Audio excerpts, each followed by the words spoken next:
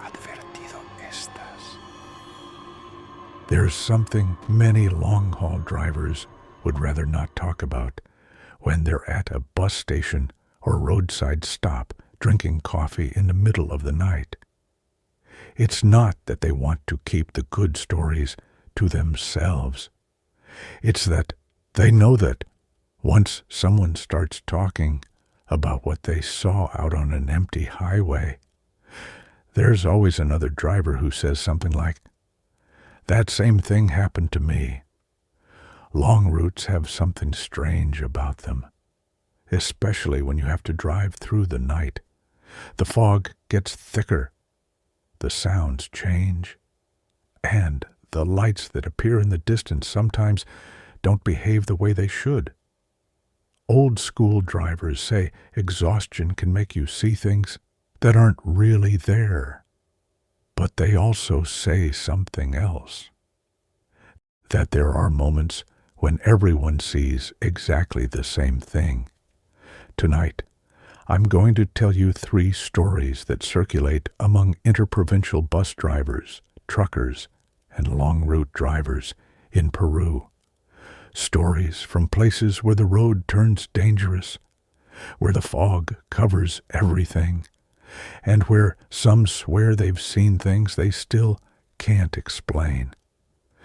The first one takes place on one of the most famous and most treacherous roads in the country, the Central Highway, and it has to do with a woman who, according to several drivers, appears at dawn standing right on the edge of the asphalt, a woman who, apparently, is waiting for someone to give her a ride. But they say that if you decide to stop, that passenger might never reach her destination. My name is Oscar. I'm 38 years old, and I've been driving interprovincial buses since I was 23.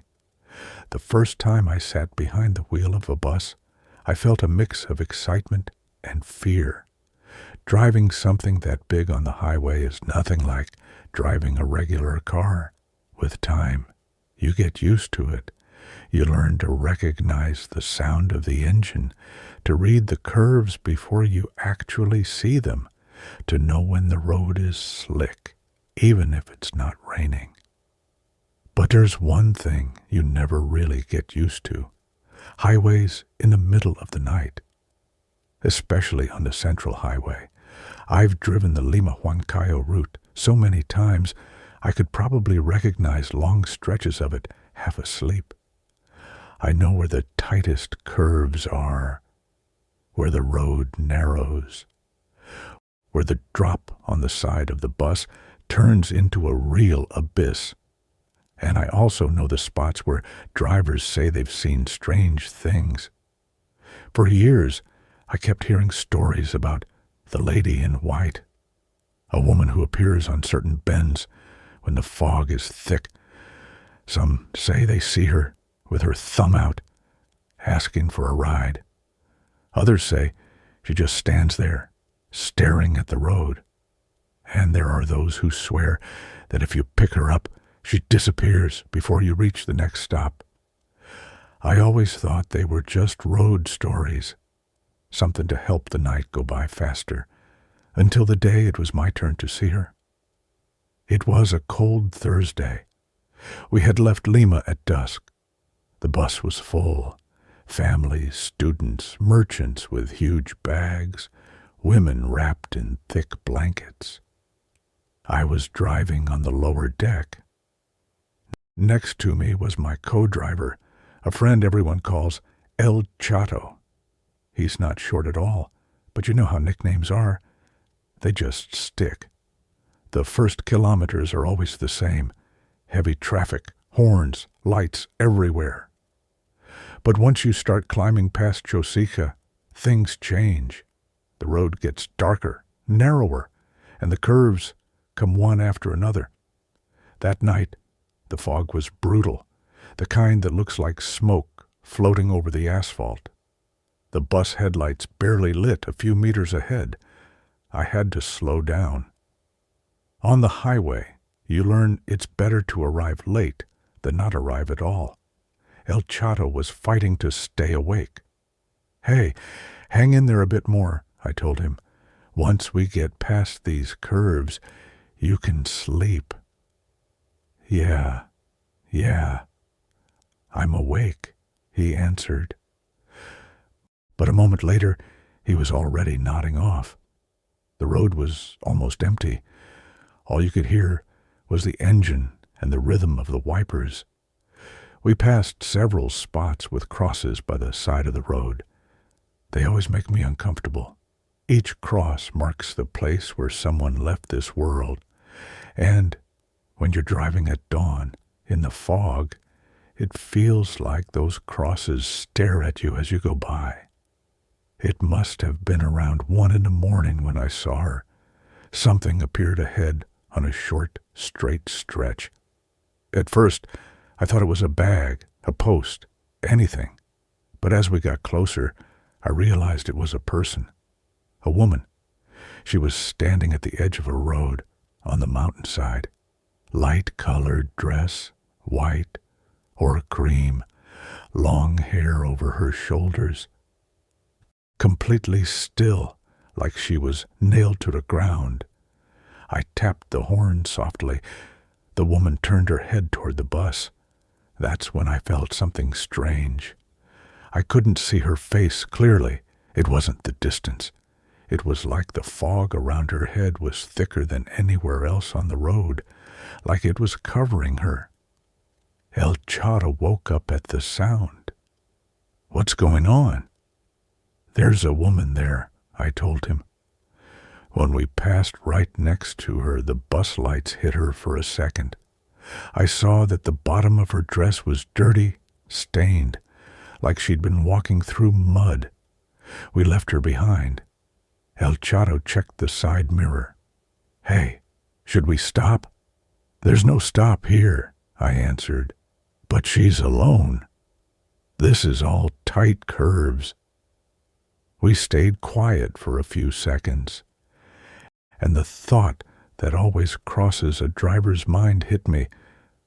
What if she really needs help?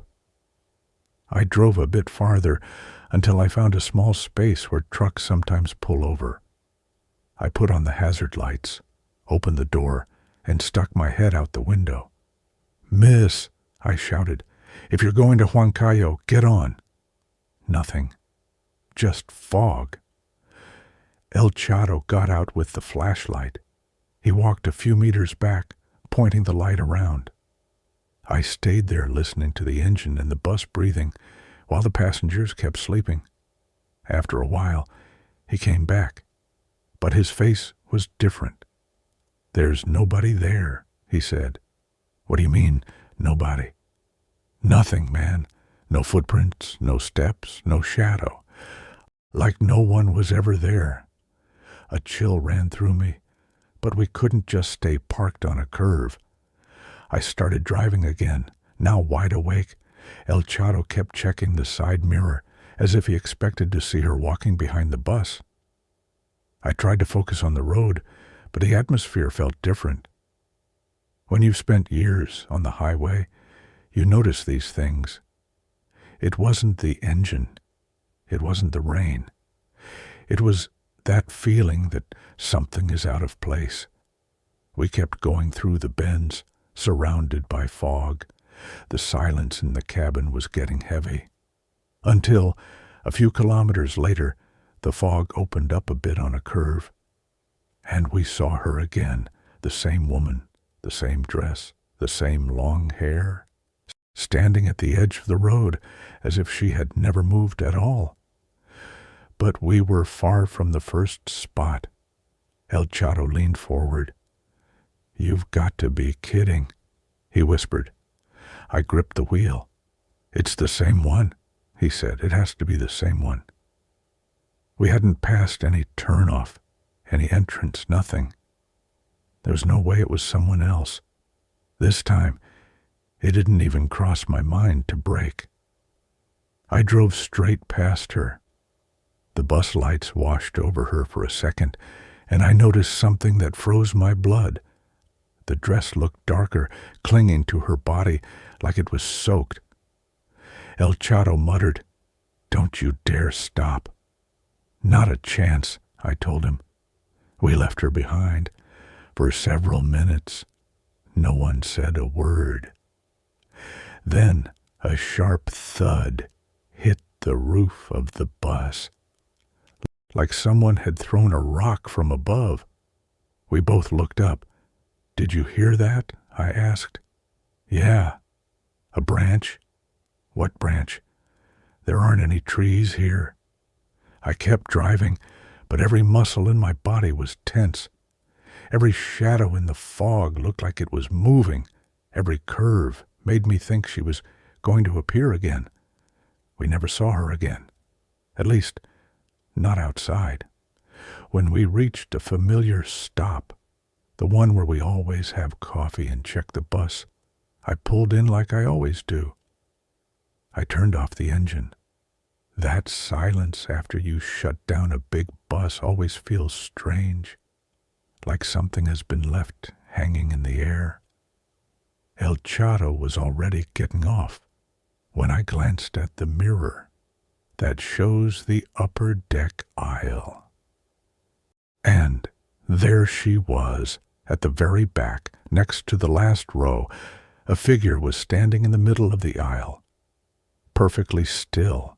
The light was dim, but you could tell someone was standing there. "Hey, Chato," I said. "What's up?"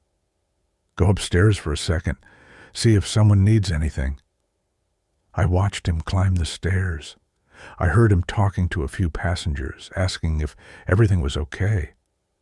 After a while, he came back down. "Everything's fine," he said. "What about the person standing in the back?" "Who?" "The one in the aisle." "There's nobody standing. Everyone's seated or asleep." I didn't push it, but the knot in my chest didn't go away. At the cafe, with a hot coffee in my hand, I heard two drivers talking at the next table. "Hey, has she shown up for you yet?" one asked. "Who?" the other said, playing dumb. "The lady on the curve, man, the one in white." My coffee went cold in an instant. I walked over. "Excuse me, colleagues," I said. "That story, is it a joke or what?" One of them, an older man with years on the route, stared straight at me. "You've seen her?" I nodded. "Twice on the same trip," I answered. The man sighed. "Then be grateful you're here, sitting down with a coffee." He told me that years ago a woman was on her way to her wedding. She was in a car with her family. On a curve of the central highway, the car went over the edge. Several of them died. They say the bride's body was never found completely. Since then, some drivers say they see her on the highway, dressed in white, sometimes trying to hitch a ride, sometimes just standing there, staring at the road. The worst part, the old man added, is that some drivers have gotten distracted looking at her, and they've gone over. He took another sip. "So, if you ever see her again, keep going. Don't stop, not even out of curiosity." From that night on, I never again stopped the bus to pick someone up on a curve, no matter how bad they look. Because there's something I've learned from driving the central highway. Not everyone you see on the road is trying to get somewhere. Some of them are just repeating the last journey they made in life. The next story was told to me by a trucker I met at a roadside stop near Tarapoto, a man who's been driving heavy load trucks for over 20 years, and who, according to him, saw something he still can't explain, something that looked like a bus full of passengers. But that didn't leave a single trace on the road. My name is Ricardo. I'm 50 years old, and I've spent over 2 decades driving freight trucks along the highways of this country. When you spend that much time on the road, you see everything: crashes, abandoned cars, animals crossing right on the worst bends. You get used to a lot of things. But there's one experience that, even now, still makes me think about walking away from the wheel. It happened a few years ago during the rainy season. I had to take a load of food from Lima out to the jungle. I left in the afternoon, like always, to cover as much distance as possible with daylight and hit the night already deep into the route. Everything was normal. Tolls, heavy traffic in some stretches, roadside stops, where you get out to stretch your legs and grab a coffee. But when I entered the most complicated part of the route, the weather turned ugly. The rain started coming down hard. It wasn't just rain. It was like the water came with fog attached, glued to the windshield. The wipers were going at full speed, and even then, I could barely see the road. I turned off the music. I prefer to go with just the sound of the engine and the constant pounding of the rain. I was focused, not letting my mind wander. After several hours, I entered a stretch where the road narrows. On one side, the mountain. On the other, the drop. And between them, your truck. That's when I saw something in the mirror. Lights, two big lights coming up fast behind me. It was clearly an interprovincial bus. I thought, this guy's in a hurry. Little by little, the bus got closer. I saw it clearly in the side mirror, a white bus with some colored stripes I couldn't quite make out. The strange thing was, it didn't have any company logo, no name, nothing. The driver flashed his lights, asking me to let him pass. On a stretch where the road widened a bit, I pulled over as far as I could. The bus overtook me. As it went by, I managed to look through the windows. It looked full. There were passengers awake, others leaning against the glass, some staring straight ahead with sleepy faces. The lights inside were on, which is not very common in the middle of a bend. But that's how it was going. When it pulled in front of me, I noticed something else. On the back of the bus, where you usually see the unit number or company name, there was nothing. Just dirt, like someone had wiped everything off with paint or mud. The bus kept going. For several minutes I kept it in sight. Its headlights lit up the road, and, to be honest, it actually helped me see better. Until we reached a section of very tight curves, the kind where everyone who knows the route eases off the gas. I slowed down, but the bus didn't. It kept going at the same speed. He's going to kill himself, I muttered. On one of those curves, the fog opened up a little, like someone had pulled a curtain aside, and I saw everything clearly. The bus started to turn, but instead of following the bend, it went straight. It headed directly toward the drop-off side. The headlights tilted downward into the void, and in a matter of seconds, it was gone. I didn't hear brakes. I didn't hear metal crashing or screams or anything, just the rain pounding on the windshield. I froze, my hands glued to the wheel. The only thought in my head was, it went over with everyone inside. Instinctively, I stepped on the brake. The truck slowed down little by little until it was almost stopped. I crept forward to the bend where, as far as I knew, the bus had gone straight off. I expected to see a twisted guardrail, tire marks, torn up mud, something. But there was nothing. The metal barrier was completely intact. The road was normal, not a scratch, not a mark. The wet pavement was smooth, untouched, as if no bus had ever passed through there. I stood there staring down into the drop for several seconds. Just fog. You couldn't see a thing. Maybe I got confused, I thought. Maybe it took another bend. Maybe I just lost sight of it. I got back in the seat, took a deep breath, started driving again. I kept going, alert, waiting to see the bus's lights ahead. Maybe parked, maybe at some roadside stop. But the minutes went by, and nothing. No similar lights, no bus pulled over, no accident. After almost an hour, I reached a big stop, one of those places where trucks and buses always pull in. I parked, still with the image of the bus falling stuck in my head. I got out, my legs a little shaky. I ordered a strong coffee and sat down with some other truckers.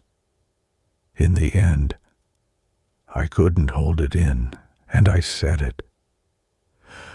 "I think I just saw a bus go over the edge," I told them. One of the men looked up. "Where?" I told him the stretch, the bend, the rain. Another driver shifted in his chair and looked at me closely. "Was it a white bus?" he asked. "Yeah." "With colored stripes?" "Yeah." A strange silence settled over the table. The older man sighed. "So you've seen it too," he said. "What do you mean, too?" I asked. He explained that, years ago in that same area, a bus full of passengers had gone over the cliff. Rainy night, thick fog, overconfidence. The driver misjudged the curve, and the bus fell. Almost everyone died.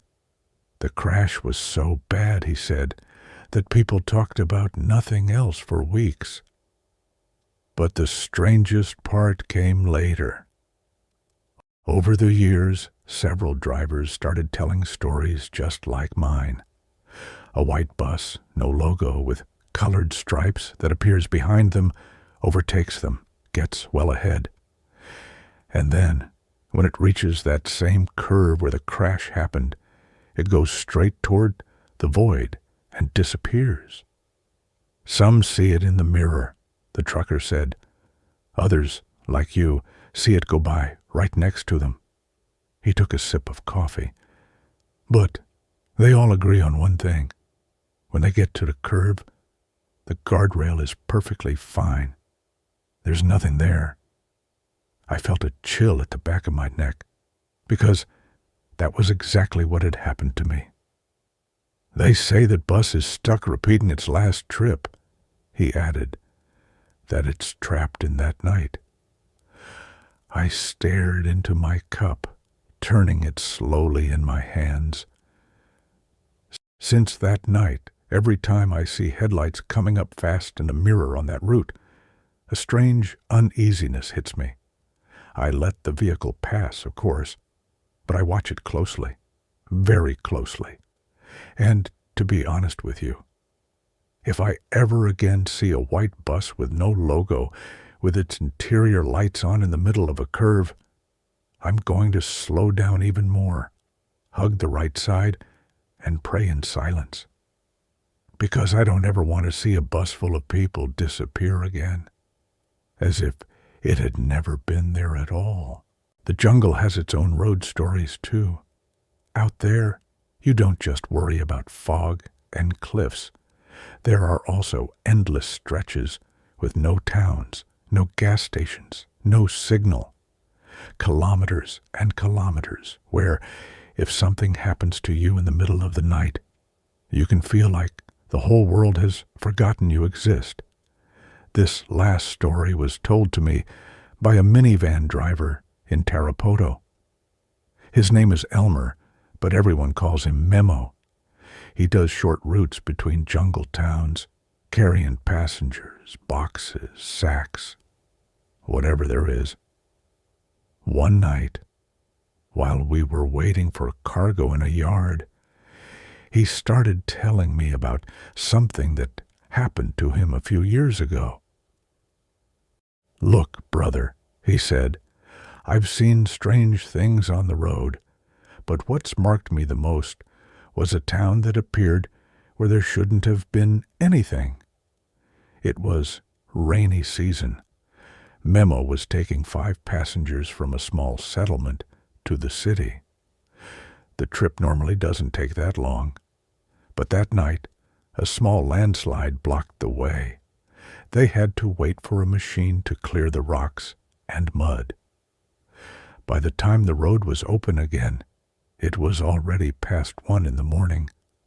The rain kept falling softly.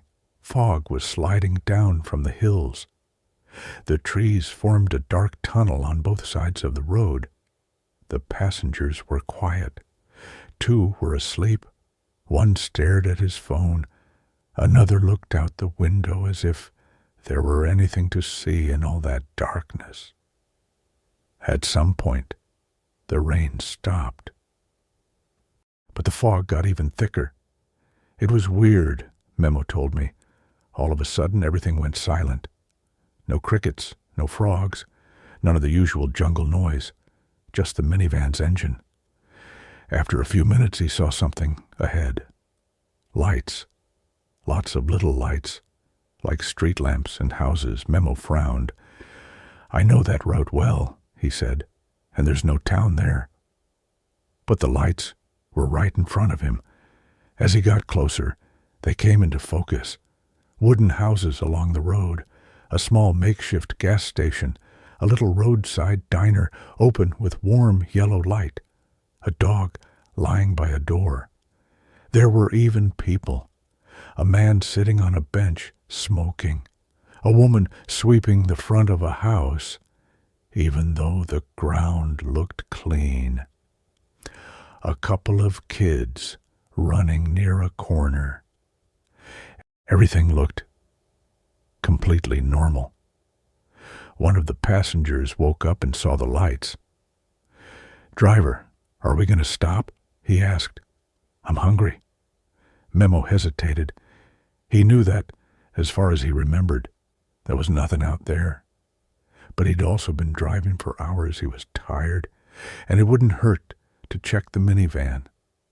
In the end, he decided to pull over. He parked on the side of the road. The diner had a warm glow like old light bulbs. When they walked in, the smell of hot soup hit them right away. An older woman greeted them with a calm smile. "Come in, my children, come in, have a seat." The passengers ordered soup, bread, coffee. Memo had a coffee and a bowl of soup, too, to shake off the sleep. While they ate, he stepped outside for a moment to check the vehicle. The tire he was worried about was fine, nothing strange. But he noticed something odd. The air felt colder inside that town than out on the jungle road. He went back into the diner. One of the passengers commented, "I've driven through here lots of times, and I've never seen this place." Memo thought the same thing, but kept quiet. Before leaving, he went up to the woman. "Excuse me, ma'am, what's this town called?" he asked. The woman paused for a moment, like she was searching her memory. "We call it El Alto," she said at last. "May God watch over you, my children." They paid, said goodbye, and got back into the minivan. As they drove away, the town's lights shrank behind them until they vanished into the fog. A couple of hours later, they reached the city. While Memo was talking with another driver, he mentioned the place where they had stopped. "A little town with a gas pump and a diner. El Alto, I think," he said. The other driver frowned. "What town?" "One that's about an hour and a half from here, before the Big Bend." "There's nothing out there, man. The only thing there is some abandoned land and an old booth where a gas station used to be." Memo just stared at him, not sure what to say. The next day, He did the same route. But in daylight, he wanted to really see the place. When he reached the stretch where, according to him, the town should have been, all he found was jungle, brush and trees on both sides, a bit of lingering fog, but no houses, no poles, no diner.